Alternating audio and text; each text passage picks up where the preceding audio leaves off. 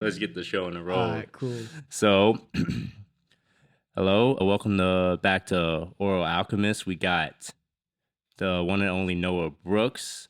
Could you introduce yourself and give us a little bit of your background, please? Yeah, thanks for having me. My name's Noah Brooks. I'm currently a student at NIU, jazz performance major. For the past 4 years, I've been running my own group, the Noah Brooks Coalition, and for the better part, the last year and a half, been writing all our music for the group. Awesome.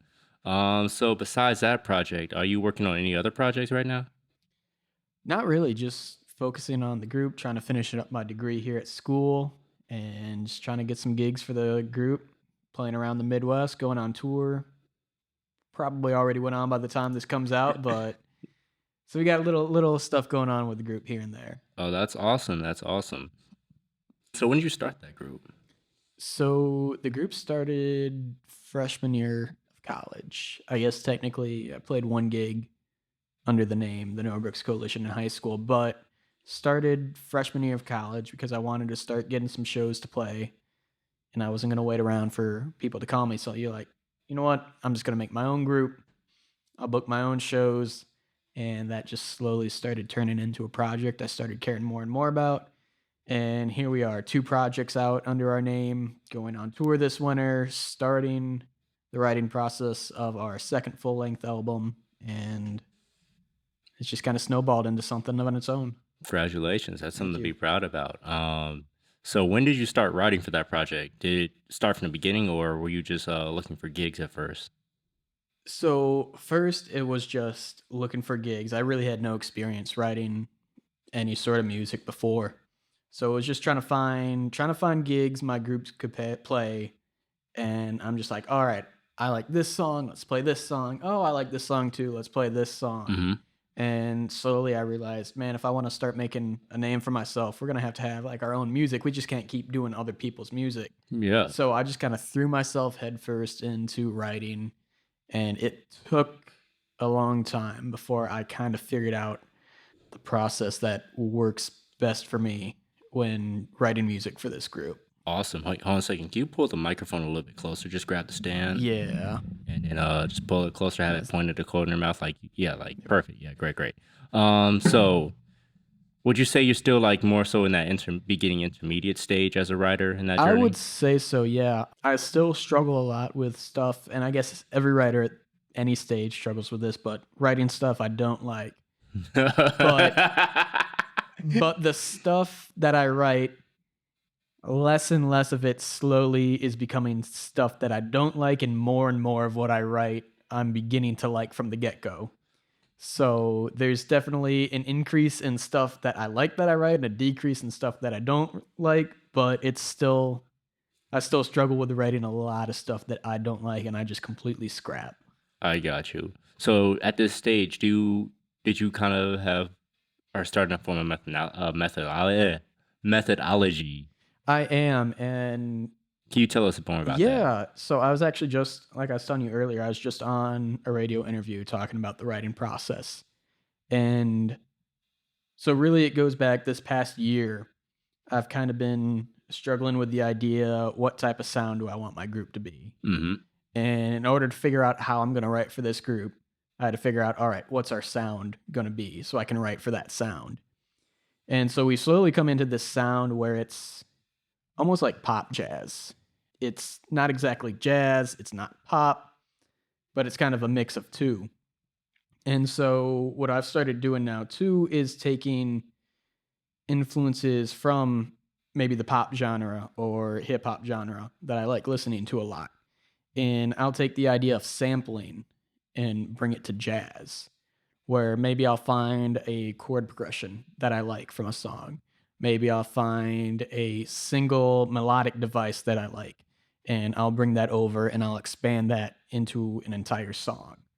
And so with this writing process, I'm really trying to morph the boundaries between what's jazz and what's not jazz by expanding on ideas from non jazz music and turning it into something that maybe jazz musicians would recognize as jazz music. I got you. So going a bit more off of that, I want to know first, it really begged the question: what place does jazz have for you as a musician and a writer?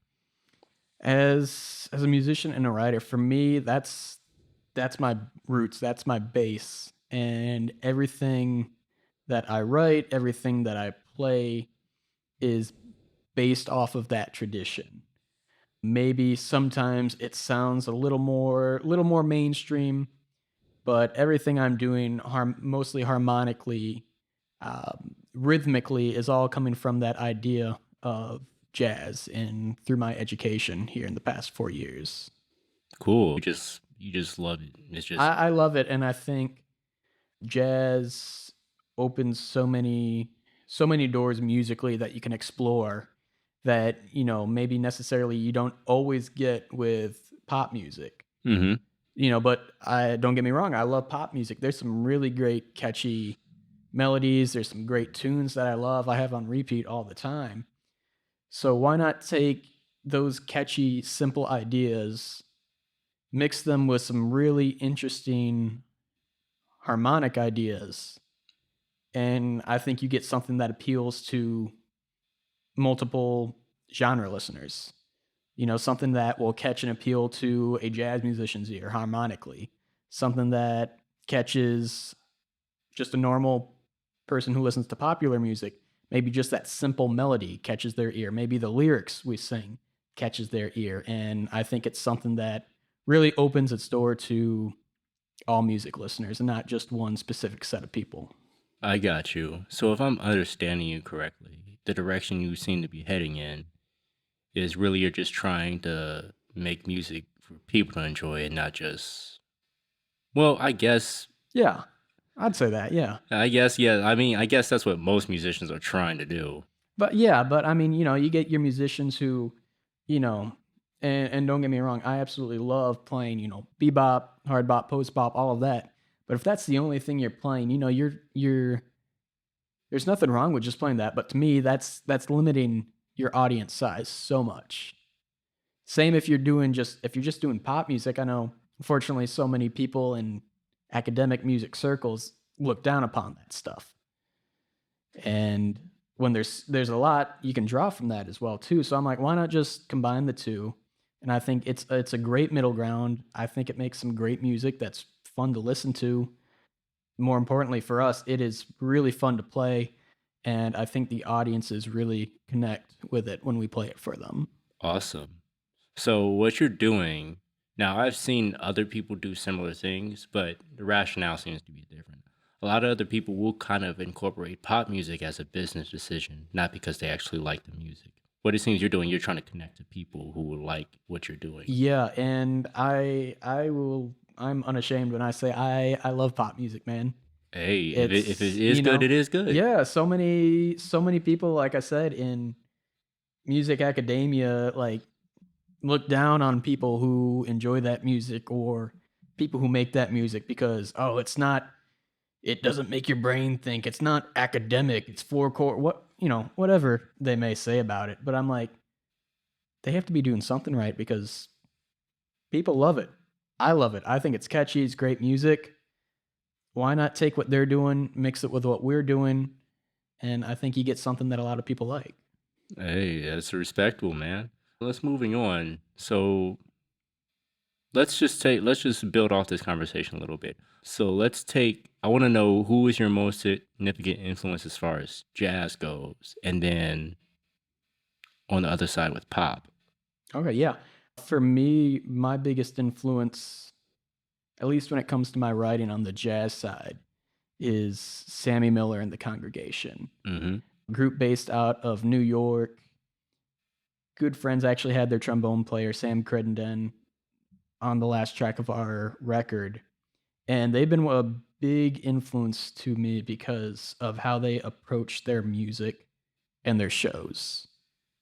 Their music is very much, it's still jazz, but it's very much audience oriented. It's catchy music, but at the same time, they can just throw down and they can swing the brakes off a venue.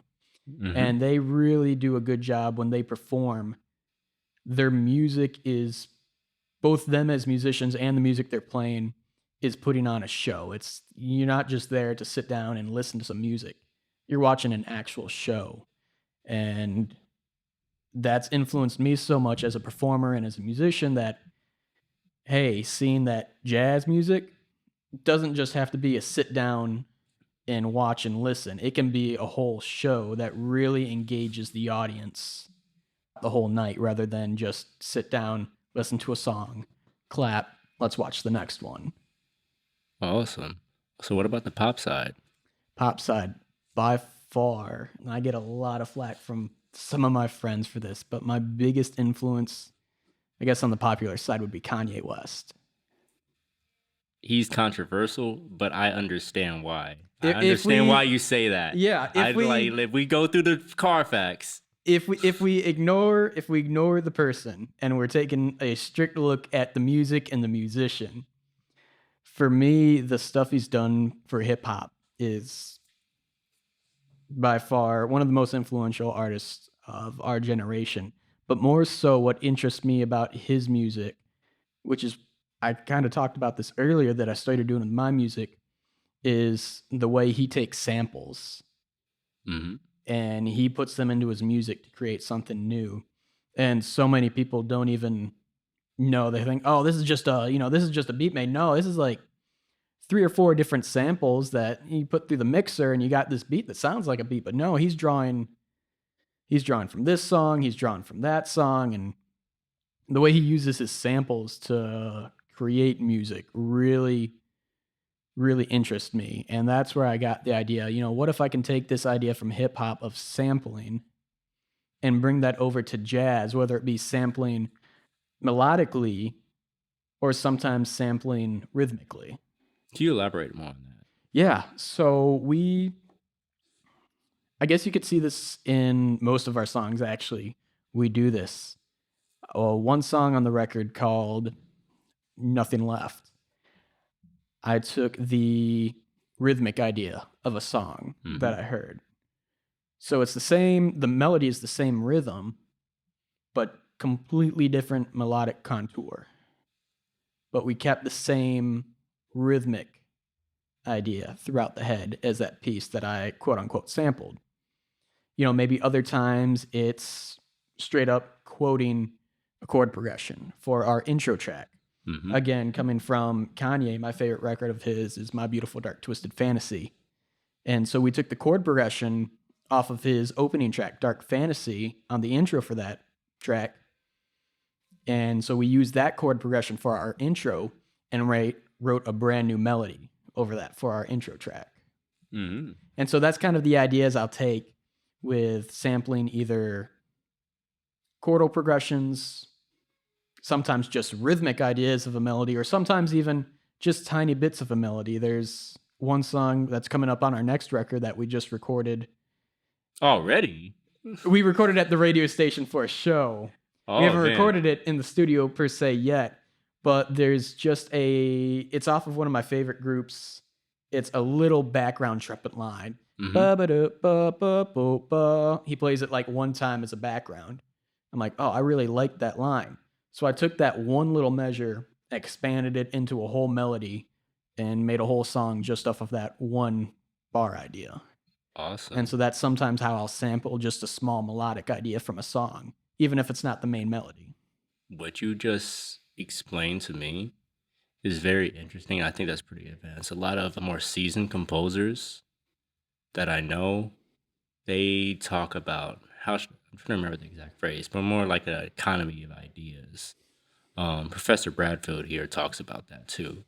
And what you just said was pretty dang awesome because basically you just taking other ideas and now you're not, it sounds like you make it sound easy the way you're doing it. I know it's a skill to this, but this is a certain thing that you kind of bypass like a certain problem that a lot of younger writers have where they just keep spitting out ideas. But no, you're trying to take something, build ideas off the established language. Yeah. That's pretty awesome. I'm glad to see that. Thank you. I was listening to your record. It kind of I'm making some new connections about it right now. Oh man. Yeah, that was cool. Pat yourself on the back. Thank you. Pat yourself on the back, my friend. Let's see here.